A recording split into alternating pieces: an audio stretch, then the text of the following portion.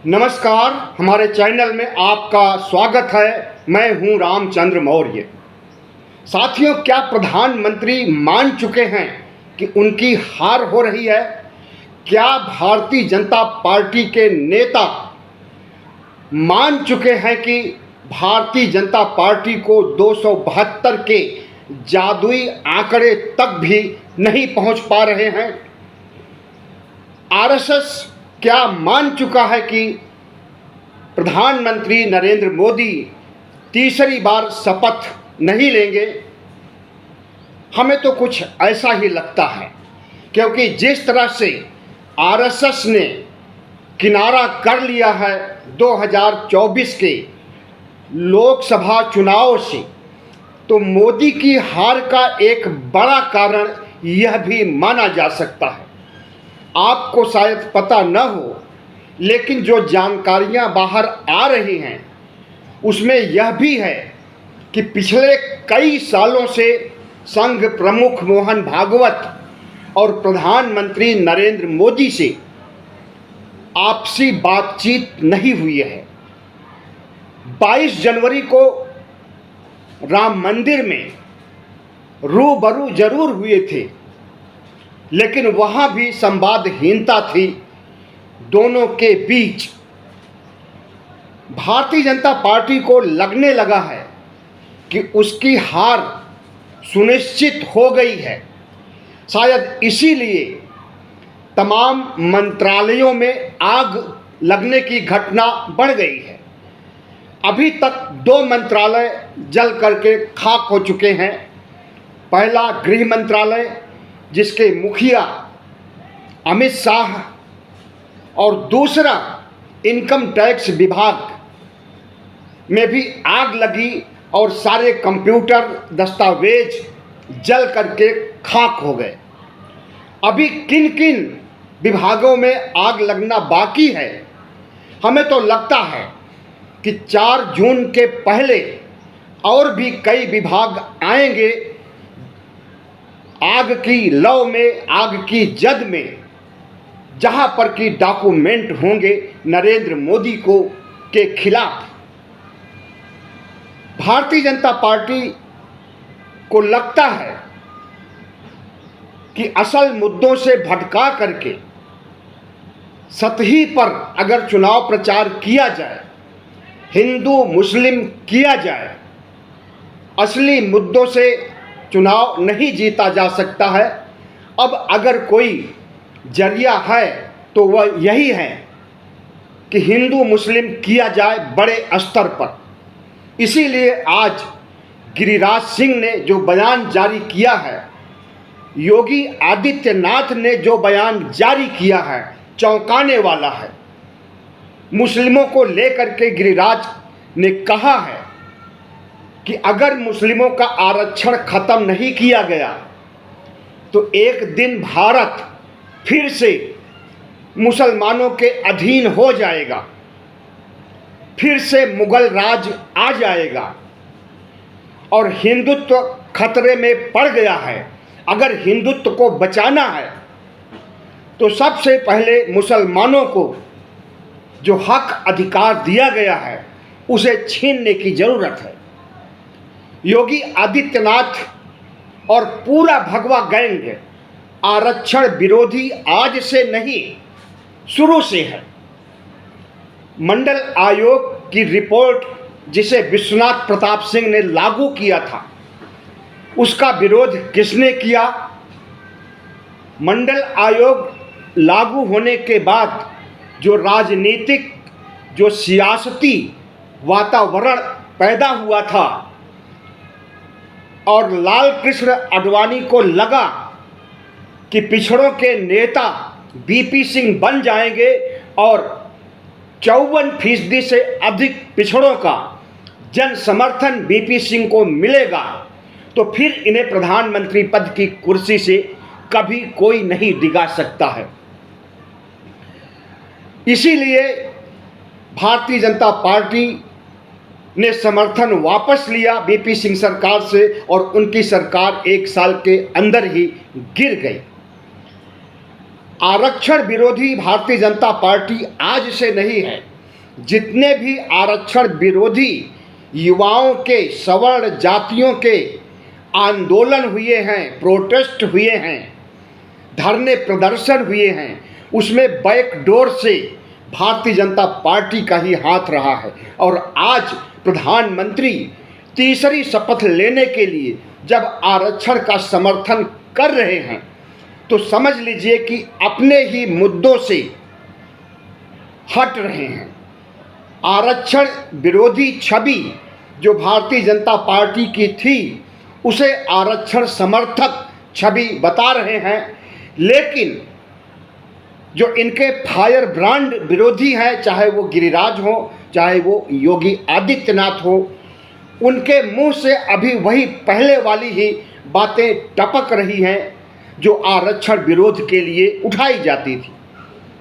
Congress party के media प्रमुख जयराम रमेश ने जब योगी आदित्यनाथ की वेबसाइट को खंगाला तो पता चला कि आरक्षण विरोधी योगी आदित्यनाथ का असली रूप क्या है। और उन्होंने पूरे देश को प्रेस कॉन्फ्रेंस करके बताया कि आरक्षण विरोधी योगी हैं, इसके ये सबूत हैं, इनके वेबसाइट से मिले हैं। और आरक्षण विरोधी भारतीय जनता पार्टी, आरएसएस और पूरा भगवा टीम है। हमें लगता है कि आज हमें इस बात की पड़ताल करनी चाहिए कि प्रधानमंत्री नरेंद्र मोदी क्यों बौखलाए हुए हैं, क्यों 400 पार के नारे पर फिर से उतर आए हैं। अगर वह 400 पार के नारे को साकार करने जा रहे हैं तो फिर छटपटाहट क्यों है उनके अंदर और तमाम मंत्रालयों में आगे क्यों लग रही है, सबूत क्यों नष्ट किए जा रहे हैं। CSDS लोक नीति के प्रमुख संजय कुमार ने जो बातें कही हैं उससे भारतीय जनता पार्टी के नेताओं में आग सी लगी हुई है, क्योंकि CSDS ने कहा है कि भारतीय जनता पार्टी अपने जादुई आंकड़े 272 तक नहीं पहुंच रही है।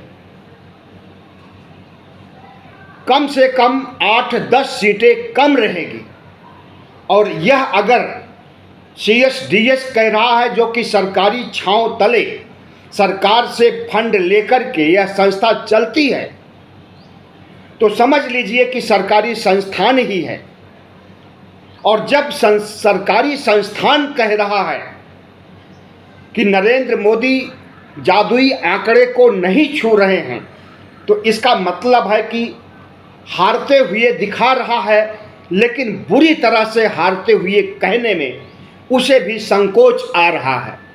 हमें लगता है कि भारतीय जनता पार्टी के 400 पार आंकड़े के खिलाफ विपक्ष और इंडिया गठबंधन के नेताओं ने जो आंकड़े जारी किए हैं वह हकीकत के काफ़ी नज़दीक हैं। राहुल गांधी ने कहा है कि भारतीय जनता पार्टी को 150 से ज़्यादा सीटें नहीं मिलने वाली हैं लोकसभा चुनाव में। अरविंद केजरीवाल ने कहा है कि 220 से 230 के अंदर भारतीय जनता पार्टी सिमट जाएगी। ये तो विपक्ष के लोग हैं और विपक्ष के लोगों में खड़गे का मानना है, जो कि कांग्रेस प्रमुख हैं, कि 200 के आसपास भारतीय जनता पार्टी आ टिकेगी। और इसी तरह से स्वराज इंडिया के संस्थापक योगेंद्र यादव, जो एक सेफोलॉजिस्ट भी रह चुके हैं एक ज़माने में, उनका भी मानना है कि भारतीय जनता पार्टी 233 के आंकड़े के ऊपर नहीं जा रही है पूरे देश के लोकसभा सीटों का आकलन करने पर। और हमें लगता है कि प्रधानमंत्री नरेंद्र मोदी को भी जो उनका अंदरूनी सर्वे होता है, हर पार्टियां अंदरूनी सर्वे कराती हैं, उस अंदरूनी सर्वे में भी हारते हुए नजर आ रहे हैं। इसीलिए तमाम तरह के ऐसे बदहवासी वाले मुद्दे पर उतर आए हैं कि लोग विश्वास नहीं कर रहे हैं, मतदाता भी विश्वास नहीं कर रहे हैं कि नरेंद्र मोदी क्या आए बाएं बक रहे हैं। हमें उसे रिपीट करने की ज़रूरत नहीं है। बस इतना जान लीजिए कि मंगलसूत्र, भैंस और दूसरे अन्य मुद्दों को तरजीह न देते हुए छिछोली बातों को अगर नरेंद्र मोदी उठा रहे हैं और घुसपैठिया अधिक बच्चे पैदा करने वाले मुसलमानों की ओर इंगित कर रहे हैं, तो उनका सीधा सा मतलब है कि 80-20 का खेला खेलना चाहते हैं। लेकिन अब तीर कमान से निकल चुका है। अब 5 चरण के चुनाव हो चुके हैं, कल छठे चरण का भी हो जाएगा। अब हिंदू मुस्लिम फार्मूला अगर लागू होता है तब भी प्रभावी नहीं होगा। वैसे इस देश के मतदाताओं ने जता दिया है कि हिंदू मुस्लिम का फार्मूला इस बार कारगर नहीं साबित हो रहा है। 80-20 का खेला 2024 के लोकसभा चुनाव में कारगर साबित नहीं हो रहा है। हिंदुत्व और राम मंदिर का मुद्दा 2024 के चुनाव में जीत का मंत्र नरेंद्र मोदी को नहीं दे सका है। 22 जनवरी को जब प्राण प्रतिष्ठा और उद्घाटन कार्य अयोध्या में किया गया था तो एक बार लगा कि पूरा भारत राममय हो गया है और नरेंद्र मोदी की जीत पक्की है। तीसरी शपथ जो राम को लाए हैं हम उनको लाएंगे, ऐसे गगनचुंबी नारों से लगा था कि प्रधानमंत्री नरेंद्र मोदी हैट्रिक लगाने जा रहे हैं। लेकिन हमें लगता है कि यह मामले उस समय तिरोहित हो गए जब इंडिया गठबंधन संगठित हो गया और उसने मुद्दा उठाया महंगाई का, बेरोजगारी का, कोरोना से हुए तमाम मौतों का, हेल्थ इंफ्रास्ट्रक्चर फेल हो जाने का। और कांग्रेस के घोषणा पत्र ने जिस तरह से 5 गारंटियां, 5 न्याय और 25 गारंटियां दी हैं, वह भी जमीनी स्तर तक पहुंच चुकी है। और सबसे बड़ी बात, राम मंदिर का मुद्दा उस समय और ध्वस्त होता हुआ नजर आया जब भारतीय जनता पार्टी के 5-6 बड़े कद्दावर नेताओं ने संविधान को खत्म कर देने की बात कही कि हमें 400 पार सीट दीजिए, हम संविधान को खत्म कर देंगे।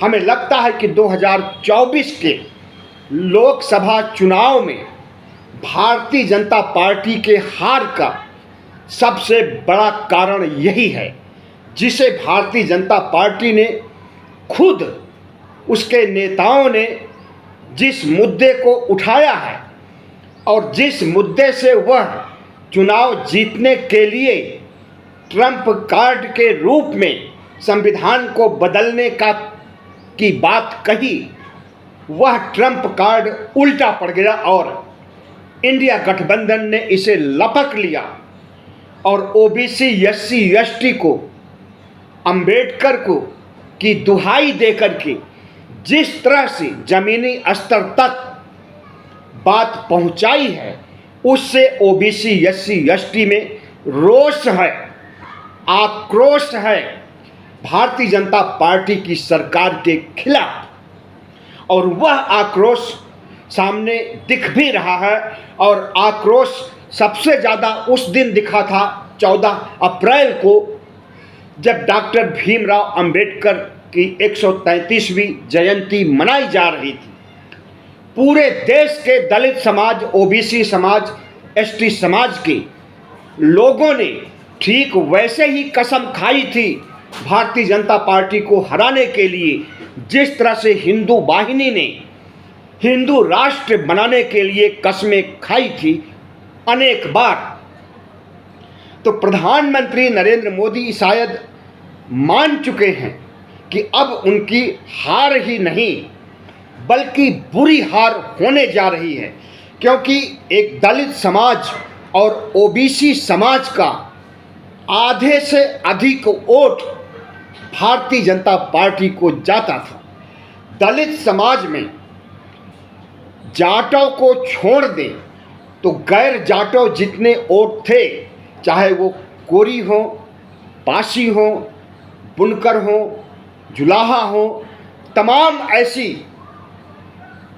दलित जातियां प्रधानमंत्री नरेंद्र मोदी की मुरीद हो गई थी उस समय से, जब रामनाथ कोविंद को इस देश का राष्ट्रपति बनाया गया था। उसके बाद कोरी और तमाम पासी और बिंद तमाम जातियों ने प्रधानमंत्री नरेंद्र मोदी को भर भर के वोट दिया। ओबीसी समाज का 44% वोट, खास करके अति पिछड़े समाज के लोग भारतीय जनता पार्टी को 44% वोट दे करके जिताया 2014 में और 19 में।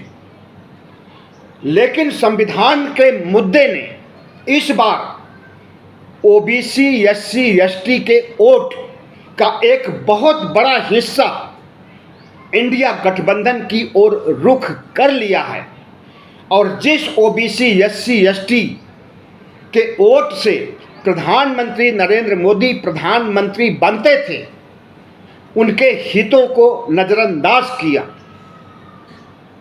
ओबीसी की जनगणना तक नहीं कराई गई और इस बात को राहुल गांधी ने निचले स्तर तक पहुंचाया। हर सभा सम्मेलन में ओबीसी जनगणना, ओबीसी हक अधिकार और ओबीसी के साथ न्याय किए जाने, आरक्षण की सीमा जो 50% पर अटक गई है, कैप लगा दिया है, उस कैप को हटाने और 50% से अधिक आरक्षण देने की बात अगर राहुल गांधी कह रहे हैं, उनका घोषणा पत्र कह रहा है, तो यह बात निचले स्तर तक, जमीनी स्तर तक पहुंच गई है। तो नरेंद्र मोदी की हार के एक कारण नहीं है, अनेक कारण हैं जो आरएसएस 2014 और 19 में भारतीय जनता पार्टी को जिताने के लिए बूथ लेवल पर काम करता था। हर लोकसभा सीटों पर उसकी उपस्थिति होती थी और मतदाताओं के पास तक उसकी पहुंच थी।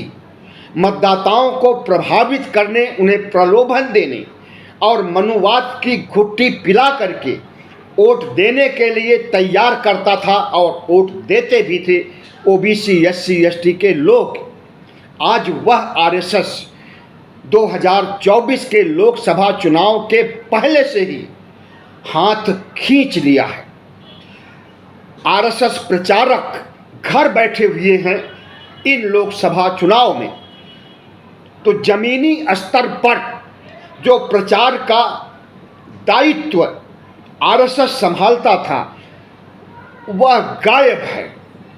और आपको बता दें कि प्रधानमंत्री नरेंद्र मोदी और संघ प्रमुख के बीच लगता है कि बड़ी दुश्मनी है। दोनों में 7 साल से बात नहीं हुई है। एक वरिष्ठ पत्रकार के अनुसार 7 साल पहले नितिन गडकरी, प्रधानमंत्री नरेंद्र मोदी, संघ प्रमुख मोहन भागवत और कई भारतीय जनता पार्टी के बड़े नेता, आरएसएस के पदाधिकारी किसी भोज में गए हुए थे। खाना पीना चल रहा था। उसी समय आरएसएस प्रमुख मोहन भागवत ने नरेंद्र मोदी को कहा कि नितिन गडकरी को फला मंत्रालय दे दिया जाए तो बेहतर होगा। नरेंद्र मोदी ने इसे बहुत बुरे शब्दों में, कड़े शब्दों में इसकी आलोचना की और मोहन भागवत बगैर खाना खाए ही, बगैर भोजन समाप्त किए ही गुस्से से तमतमा करके उठ करके चले गए। और उसी दिन से नरेंद्र मोदी और मोहन भागवत के बीच कोई संवाद नहीं हो रहा है। अन्य पदाधिकारियों और भारतीय जनता पार्टी के नेताओं के बीच भी उतना अच्छा संवाद नहीं है जितना कि पहले होता था।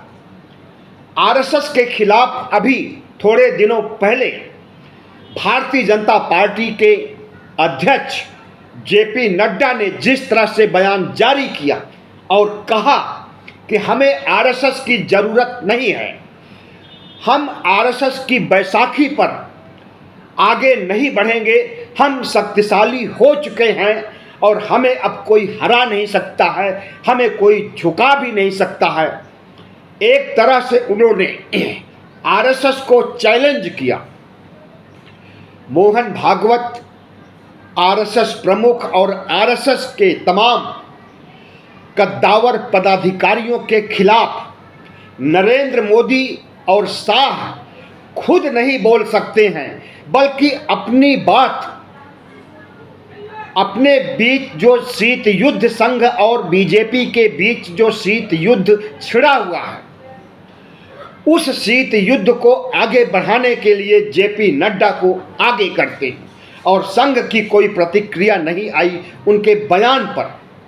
तो अगर प्रतिक्रिया आ जाती तो लगता कि सब कुछ सलट सकता है, लेकिन प्रतिक्रिया नहीं आई तो इसका मतलब कि आग उधर से भी लगी है और इधर से भी लगी है।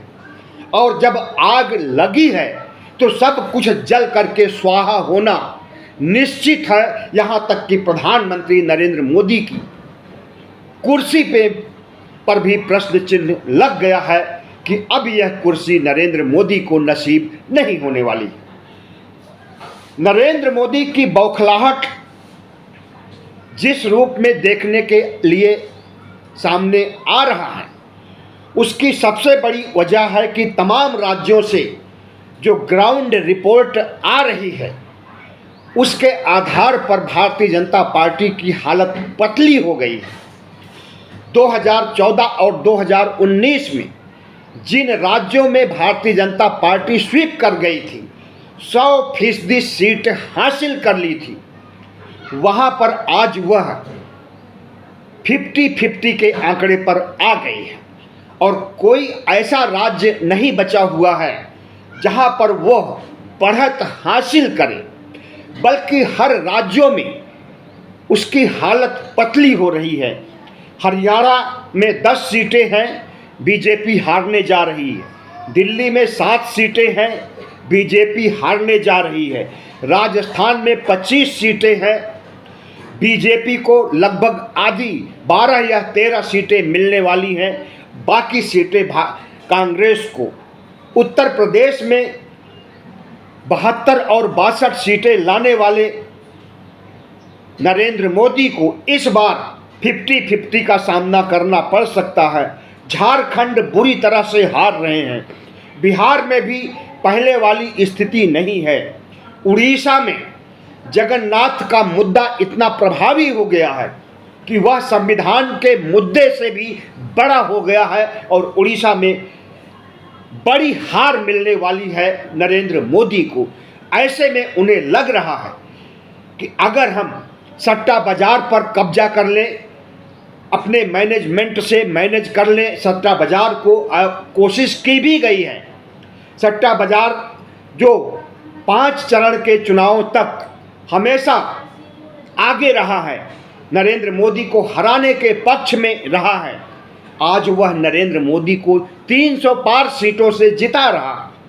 इसी तरह शेयर बाजार पर भी इन्होंने मैनेज किया है और शेयर बाजार जो 5 चरणों तक धड़ाम से लुढ़कता रहा है, आज वह सामान्य स्थिति में देखने को मिल रहा है। तो ऐसे में यही कहा जा सकता है कि प्रधानमंत्री नरेंद्र मोदी की हार के एक कारण नहीं होंगे, उसमें अग्निवीर भी है जिसे राहुल गांधी मजबूती से उठा रहे हैं। और हरियाणा में जब उन्होंने अग्निवीर को ख़त्म करने की बात कही तो हरियाणा के युवाओं के चेहरे पर चमक छा गई, उनकी आंखों में चमक आ गई। इसी तरह से किसान समस्या, किसानों की समस्या, महंगाई, बेरोजगारी, कोरोना से हुई मौतों को जिस तरह से राहुल गांधी उठा रहे हैं, भारतीय जनता पार्टी बैकफुट पर आ गई है। इसी वजह से प्रधानमंत्री नरेंद्र मोदी के सामने सिर्फ एक मुद्दा बचा रह गया है, वह धार्मिक ध्रुवीकरण का है, लेकिन उसमें भी मनचाही सफलता नहीं मिल रही है। नरेंद्र मोदी को हार नज़दीक दिखाई दे रही। बहुत बहुत धन्यवाद। हमारे चैनल को सब्सक्राइब कीजिएगा, लाइक कीजिएगा और शेयर कीजिएगा।